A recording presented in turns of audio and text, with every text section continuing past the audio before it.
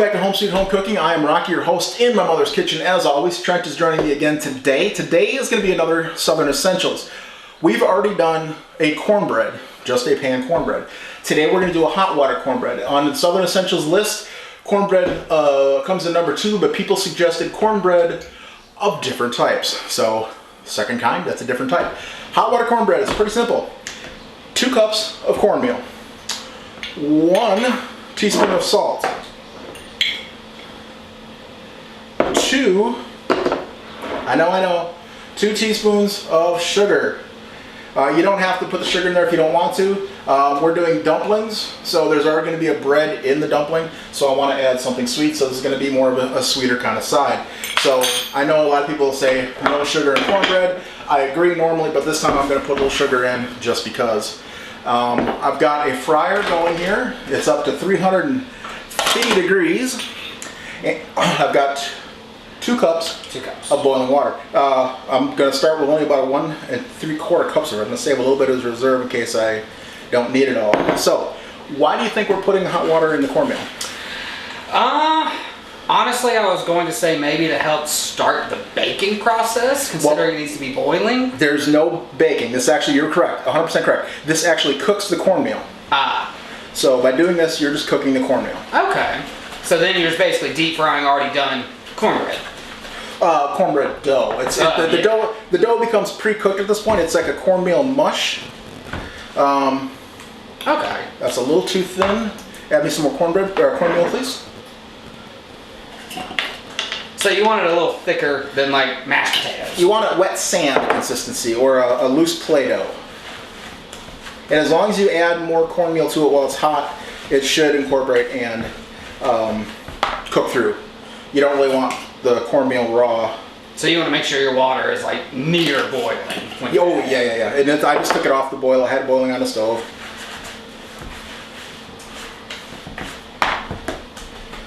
The whisk. Now what I want to check is, am I going to be able to form it into a patty? Yes, that will form into a patty. It's hot, so got to be careful. I could probably put just a little bit more in there. It seems a little bit loose. So you want it to have some pretty good shape proportion. Yeah, you want it to be able to, because you're going to be putting in hot oil, so it's going to start bubbling as it cooks the water out. So you want it to be able to stand up to the fryer. Okay, so that should, come on. That's the worst part about a whisk is getting the stuff out of the tines. That should be good. Yeah, so it's kind of that wet. Yeah, you weren't joking about the wet sand. Wet sand, very loose Play-Doh. Now, I've got the grease up to about 350 degrees. Trent, can you do me a favor real quick and turn that burner off? Yep.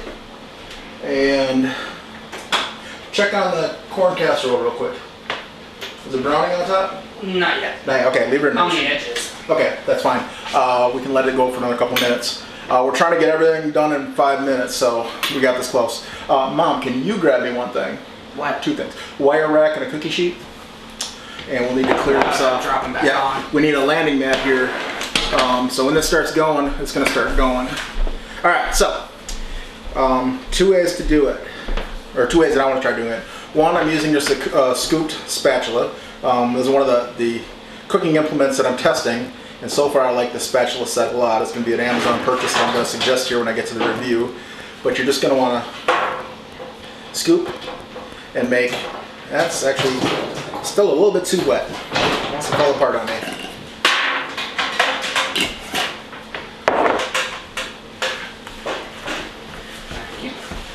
Thank you.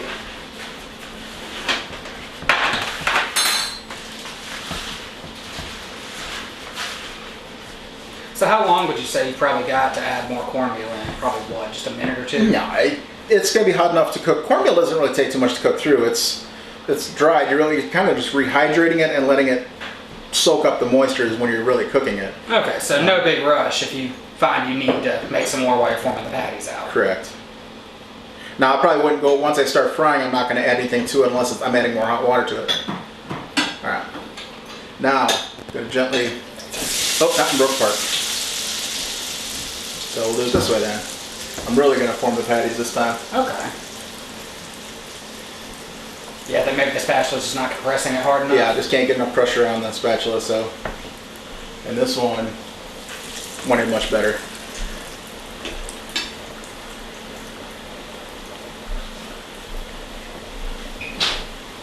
And your frying medium can be of choice. I like frying in lard, so this is actually lard that I've used for chicken and fish. So it's going to have a little bit of a used oil flavor to it. I just hate throwing away good cooking oil. Alright, nothing wrong with oil. It's got some seasoning. Yeah. Oh, that one broke apart too. Alright, I'm going to let those cook until they're golden brown. And we're going to pull them out and get them laid out, and I'll show you what that looks like when we get there. Alright, so they are out of the fryer. The first batch I got here went a little bit long and a couple of them broke up, and then I burnt my fingers, so I stopped recording until we got done. Focused my mind on that. So they've come out into little cakes of golden goodness. Trent and I are both going to try a piece, a little bit of butter on it. Remember, there's going to be a little more crunchy than these other ones will be, but... Sounds good to me. Yeah. Definitely. It's not like your standard mushy, not that cornbread's mushy, but it's not that cakey. It's kind of a crunch, almost a treat. Almost like a better textured hush puppy. Yeah. With better flavor. And I didn't put, I think the recipe actually called for more than 2 teaspoons of sugar. I just cut back because I know I don't like it as sweet. So, these are going to be a great side. Wow. Very good for any type of soup or anything, too. Soup, pinto beans, chicken Any dumplings. dip, any soup. Yeah. Anything else? Anything else can be a little bit gravy-ish. Went down the wrong hole. So, I think these are going to be really good. It's another type of cornbread. The number 3 or 4, 2 on the list, 2 on the list. Number 2 on the Southern Essential list, I think, is a pass. So we're good, and we're going to wrap this up so we can get on to the next one because we've got some more food for the plate today. So we'll be back in just a moment. Thank you for watching.